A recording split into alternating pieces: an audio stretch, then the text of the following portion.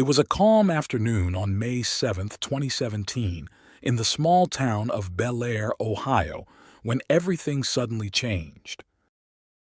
David Kinney, along with his wife Sherry and their young daughter, went to visit his close friend, Brad McGarry. They had a simple task in mind: returning a weed trimmer. But as they approached the house, something didn't feel right.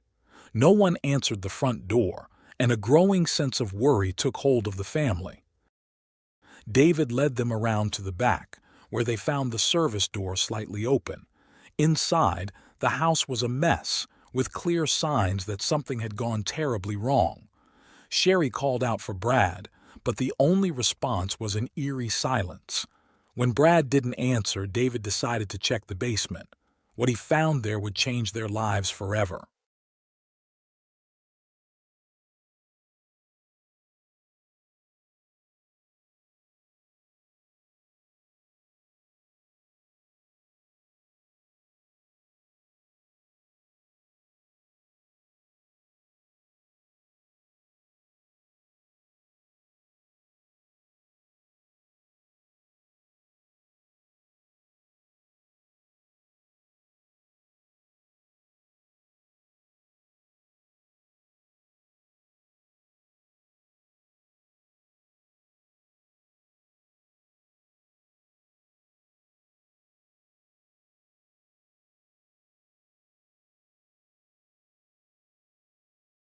David Kinney was a young man who led an ordinary life. As he reached the age of 21, his mother decided to throw a big celebration in his honor. Among the guests at this party was Sherry, a beautiful single mother who attended with her sons. During the course of the evening, David found himself deeply captivated by Sherry, feeling an instant connection. The next day, he confided in his mother that he had found the love of his life and was determined to make his relationship with Sherry official. Despite Sherry's admirable qualities, some people in David's circle questioned his decision to marry a woman with 3 young children, citing the heavy responsibility it entailed for someone so young. However, David was a young man full of commitment and love. He was ready to take on the responsibilities that came with integrating into Sherry's family and building a beautiful life together. To ensure he could provide for his new family, David enrolled in a course to become a coal miner, a tough and risky job, but one that offered good pay to cover the needs of his household. It was during this training that David met Brad McGarry. Brad, born in the 1970s in Cambridge, Ohio, had faced numerous challenges growing up. Openly gay in a conservative environment, Brad had endured insults and prejudice but had always stood firm in living his truth. Over time, he built a close-knit group of friends and pursued a career in hairstyling. Though in a small, working-class town, it was a challenging profession. Eventually, Brad made the bold decision to switch careers, opting to become a coal miner, despite the stark contrast to his previous work. David and Brad quickly became friends, with Brad even becoming a beloved figure in David's family, earning the affectionate nickname Uncle Brad from David's children. The two friends were inseparable, always sharing jokes and good times together. By 2017, David was 30 years old, happily married to Sherry, and their children were growing up. Brad, on the other hand, was balancing his work, family time, and a secret romance. On May 7th, 2017, after attending a family gathering, Brad told a cousin that he needed to return to his home for a meeting. Later that day, around 6:15 p.m., David, Sherry, and their youngest daughter stopped by Brad's house. They were surprised when Brad didn't answer the door, even though his car was parked outside. Concerned, they went around to the back of the house and found the service door unlocked. After calling out to Brad without a response, David entered the house while Sherry searched upstairs.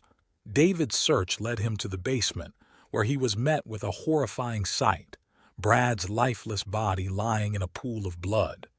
Sherry, responding to her husband's scream, rushed downstairs and was equally shocked by the grim scene. Sherry immediately called 911, and the police were soon alerted to the discovery of Brad's body, the victim of a fatal gunshot wound. When the police arrived, they found David and Sherry visibly shaken, recounting their story of how they had come to check on their friend and were met with a terrible tragedy.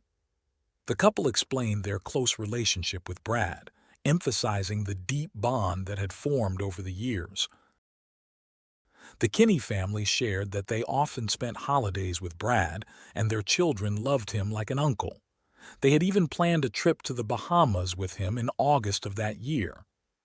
When asked about any enemies or troubling circumstances in Brad's life, David and Sherry mentioned that Brad had recently ended a tumultuous relationship with a man named Scotty, although they didn't know his last name. They described the relationship as fraught with conflict, with frequent heated arguments. After gathering as much information as possible from the witnesses, the officers began to thoroughly examine the scene before drawing any conclusions. In the basement, they found Brad's body lying face down on the floor, with a large pool of blood surrounding his head. At first glance, it was clear that he had been shot at least once in the head. Despite the obvious signs, the officers initially speculated that Brad might have been going through a difficult time and possibly taken his own life. When the forensic expert arrived at the scene, he asked the officers if they had found a weapon, to which they replied that they had not. However, since it's common for individuals who take their own lives to fall on the weapon, the forensic team decided to turn the body over. Upon doing so, they found no weapon, quickly dispelling the initial suicide theory. As they continued to survey the house, the police tried to piece together the crime scene. They noticed that the house seemed to have been ransacked in a peculiar way. The kitchen was in disarray, with several drawers left open, and the living room was also in a state of chaos. The authorities initially suspected that Brad's death might have been the result of a robbery gone wrong. However, after conducting a more thorough inspection, the detectives realized that no valuable items had been stolen, despite there being several worth taking. They also noted that Brad was a collector of rural-style art, and his home contained many valuable items. If the intruder had been a common thief, it was also odd that the television remained in place and there was money scattered on the floor. Considering all these clues, the police became convinced that the robbery was staged to mislead them. Given that Brad was an openly gay man working in a coal mine, the detectives considered the possibility that he might have upset some of his more conservative co-workers, potentially leading to a hate crime. However, when they spoke with his colleagues at the mine, they were surprised to find that everyone respected and admired Brad, describing him as a good man. This theory was quickly discarded. The detectives also interviewed Brad's friends and family, trying to establish a timeline and gather as much information as possible. According to David and Sherry's statement at the scene, Brad had recently ended a toxic relationship with a man named Scotty, which was confirmed by Brad's friend, Wendy. Wendy told the police that she had also been against the relationship, noting that Brad had become too involved with Scotty, and things had started to get very strange. Following this lead, the detectives obtained the full name of Scotty and immediately went to his house to question him. However, when they arrived, Scotty's mother informed them that he had been in jail for 3 months for violating his probation. While this ruled out Scotty as the perpetrator, the detectives did not completely dismiss him as a suspect.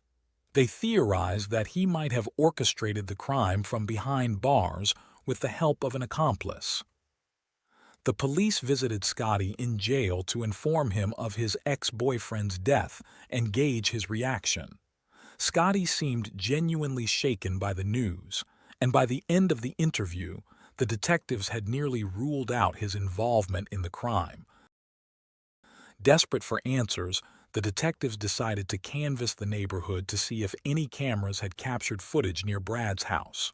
Fortunately, a neighbor had a camera facing the street close to Brad's home, which could potentially reveal who had come and gone.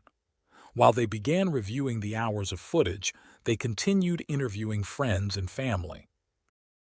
The case seemed to be reaching a dead end until 2 days later when the detectives interviewed a cousin of Brad, whose testimony shifted the investigation.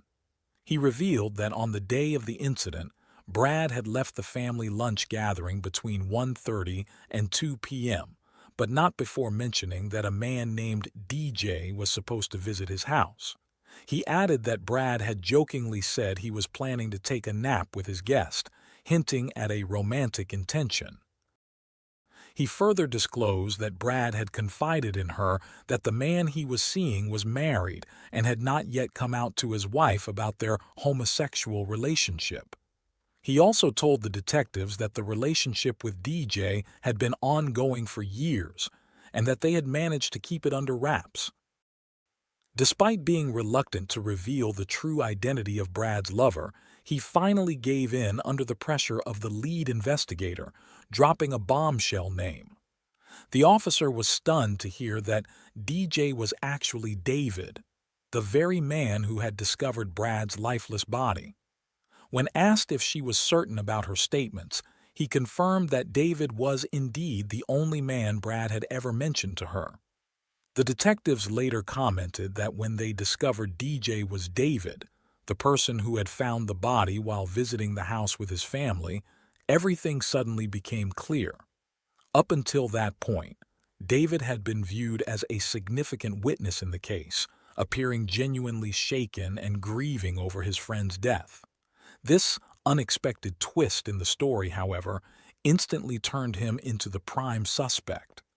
The detectives, under the guise of needing to retrieve photos from his phone related to the crime scene, convinced David to hand over his device.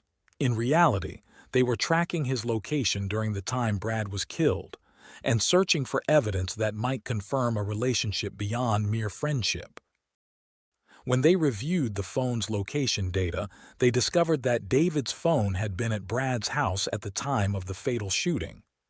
Although David had deleted incriminating messages, a deeper forensic analysis uncovered text messages between him and Brad that confirmed their sexual relationship. Meanwhile, the team reviewing the footage from Brad's neighbor's surveillance camera found that David had indeed driven to Brad's house just before the estimated time of the attack. Notably, he had arrived in his wife's car, not his own. They documented the duration of his visit, noting that he left about 40 minutes later. The footage also captured David returning hours later in his truck, accompanied by his family, under the pretense of delivering a weed trimmer that Brad had supposedly requested. After compiling all this evidence, the police were confident they had enough to prove that David had been at Brad's house both before and during the time of his death. It was time to confront him with the truth. When the detectives presented David with the damning data retrieved from his phone, he admitted to being at the house but changed his story multiple times during the lengthy interrogation, offering up to 7 or 8 different versions of events. At one point, David claimed that a third, unidentified man had been in Brad's house, and after a heated argument, this unknown individual shot Brad. He insisted that the man had threatened him into silence before allowing him to leave. However, the detective made it clear that he didn't believe this story, prompting David to alter his account once again. When pressed to tell the truth, David eventually confessed to hiding his affair from his wife, Sherry, but insisted that it had only been going on for a few months, not years. He claimed that Brad had not been pressuring him to leave his wife and move in together, but had grown angry when David tried to end their romantic relationship that afternoon. David alleged that Brad had brandished a gun, waving it in his face, which terrified him. He said the argument escalated into a physical struggle, during which he managed to wrestle the gun away and shot Brad in the forehead, asserting that he had acted in self-defense. David also admitted to firing another shot at Brad while he was on the ground. The detectives quickly refuted this version of events, pointing out that the basic laws of physics made David's account impossible. The forensic analysis of Brad's body revealed that he had been shot twice, both times in the back of the head, indicating that the shooter had been standing behind him. When asked about the weapon, David claimed he had disposed of it while fleeing the scene. Law enforcement officers were seen combing the area in the days that followed, but the murder weapon was never recovered. Despite the missing weapon, the investigators were certain they had their man. Before taking David to jail, they allowed him to speak with his wife. The conversation between David and Sherry was closely observed by the detectives. David confessed to Sherry about the affair and expressed regret for not handling things differently, admitting that he couldn't undo what had been done. Sherry, shocked by the enormity of his revelation, was left speechless.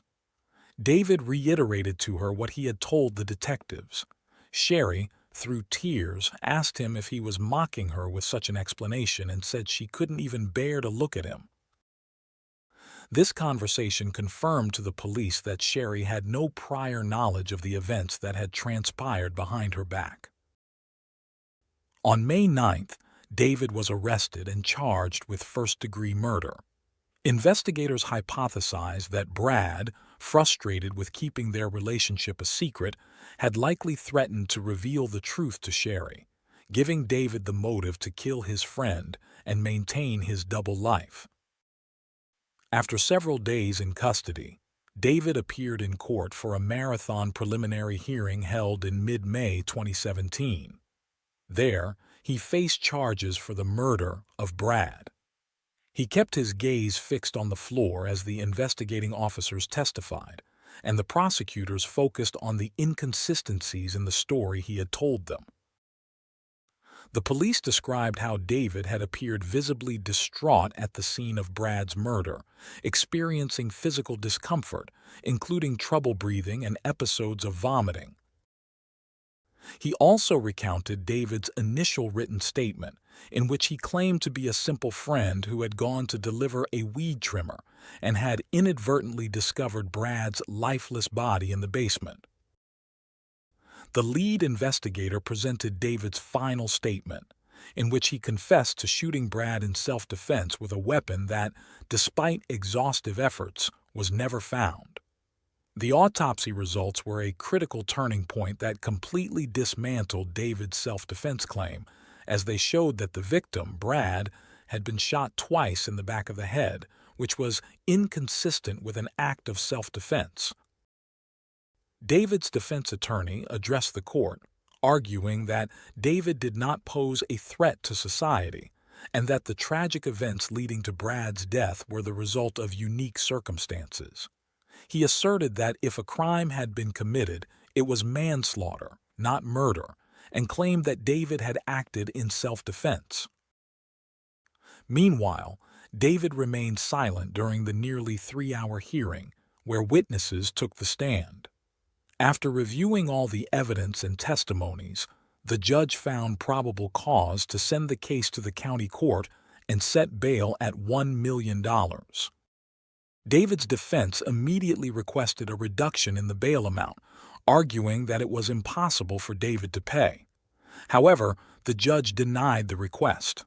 Several weeks later, David's defense attorney filed more than a dozen motions during a hearing. Among these motions was another request to reduce David's bail.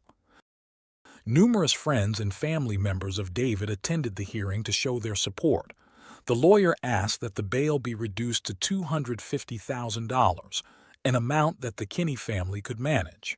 He called several witnesses to the stand, including David's wife, his mother, his father-in-law, and his stepfather. All of them testified to David's good character, describing him as an honorable, hard-working, and responsible man, as well as a loving husband and father. Sherry testified that her husband had provided emotional and material support to their 3 children for the past 10 years, even though he was not their biological father. During cross-examination, Sherry was questioned about the events of May 7th, when David took her and their daughter to Brad's house. She said her husband told her they were going to return a weed trimmer. When asked by the judge if her husband had acted strangely that day, Sherry said she did not notice anything unusual at the house. She described how they arrived, knocked on the door, found the back door open, and entered the house, which appeared to have been ransacked, before David went to the basement and shouted for her to call 911. After hearing all the arguments, the judge concluded that the testimonies regarding David's character did not justify a reduction in bail. He based his decision on the fact that the defendant had taken his wife and daughter to a house where a dead body was present, under the pretense that he was just passing by and was unaware of what had happened. The judge added that David had blatantly lied to his wife and daughter. Later, David's trial began and lasted for a week. During the trial, the prosecution presented the evidence we've already discussed, such as the neighbor's surveillance video showing David arriving at Brad's house before the time of the crime and returning later with his family. The prosecution also showed police body cam footage that clearly demonstrated David had been lying from the start. One of the most striking pieces of testimony came from a forensic expert who discussed the DNA evidence found at the scene. The expert revealed that DNA from a used condom showed Brad's DNA on the outside and the DNA of an unknown male on the inside, but there was no trace of David's DNA. This revelation was controversial because it contradicted the accusations made by a detective who believed that David had decided Brad had to die to keep his secret and his family life intact. According to the detective, David had lured Brad with the promise of sex, killed him, and then covered up the crime as best he could. Meanwhile, the defense maintained that David had acted out of fear and in self-defense. Although the defense attorney admitted that David had not always told the truth and that some of his actions were odd, he reiterated that this did not make David a criminal. The prosecution countered that 2 bullets to the back of the head were not acts of self-defense, pointing out that Brad had been on his knees when he received the first shot to the upper part of his head and the second to the lower part of his skull. After hearing the closing arguments, the jury deliberated for 4 hours. Tension filled the courtroom as the jury returned, and when the judge read the unanimous verdict, they found David Kinney guilty of the aggravated murder of Brad. The verdict was met with gasps and tears from those present. Before his sentence was handed down, David was given the opportunity to speak. He began by apologizing to Brad's family for all the pain and suffering he had caused. He said he never intended for any of this to happen and wished he could take it all back.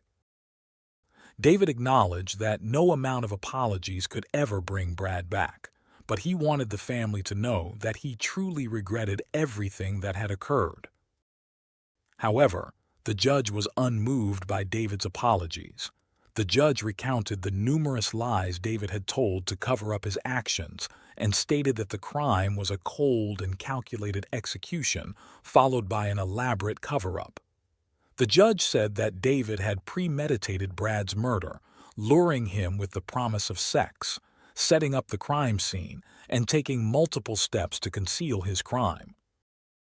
The judge had 4 sentencing options, all involving life imprisonment but varying in the possibility of parole after 20, 25, or 30 years. David's defense attorney urged the judge to choose one of these options, arguing that David had been a law-abiding citizen with no criminal record before the tragic events of that day.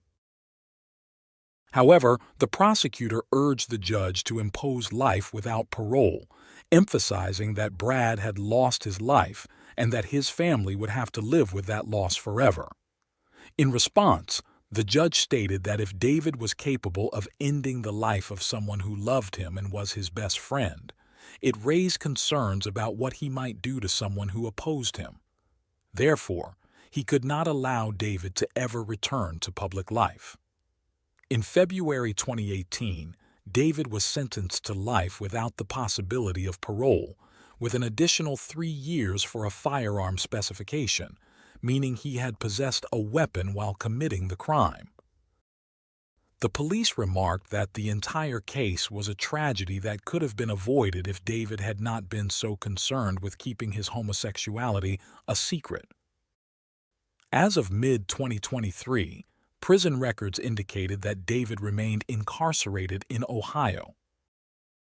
From the moment of his conviction, his attorney had tried to appeal the sentence, always seeking the possibility of parole for his client, but those appeals had been denied. Tragically, while David would never return to the coal mines, Brad would not either, as both their lives had been irreversibly altered by David's actions.